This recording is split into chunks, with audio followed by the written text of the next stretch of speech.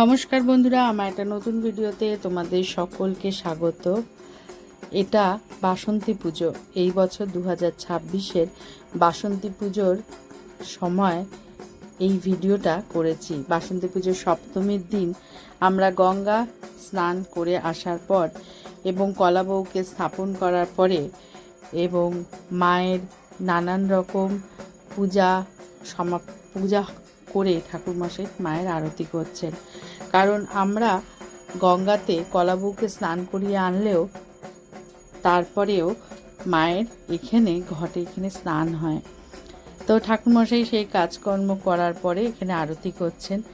আর এই যে মায়ের আরতিটা হয়, এটা দেখবার মতো লাগে। মায়ের যখন আরতি হয় তখন মনে হয় তাকিয়ে থাকি সেই আরতির সময়। পঞ্চপ্রদীপ, কর্পূরদানি, ফুল, জলশঙ্খ, চামর, পাখা এইসব দিয়ে মায়ের আরতি হয় এবং সেই সময় দারুণ লাগে সেই আরতিটা দেখতে। পুজোর সময় ঠাকুরমশাই মন্ত্র পড়ে আর আরতির সময় এই ঢাকটা বাজে। এই ঢাক বাজা এবং মন্ত্রোচ্চারণের মধ্যে দিয়ে যেন চারিদিকটা গম গম করে মায়ের আগমন জানান দেয়। যদিও চৈত্র মাসে একবার মা আসেন আমার বাড়িতে, আবার শরৎকালে আসে মা অন্য সব জায়গায়, কিন্তু যেহেতু চৈত্র মাসে এই বাসন্তী পুজোটা কিন্তু একবারই বসন্তকালে হয় বলে এর নাম বাসন্তী পুজো।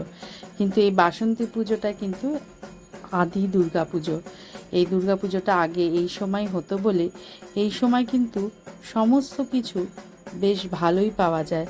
ফল মূল, ফুল টুল যা লাগে তা সবই কিন্তু এই সময়ও পাওয়া যায়। এমনই মায়ের কৃপা, এই সময় পদ্মও কিন্তু পাওয়া যায়।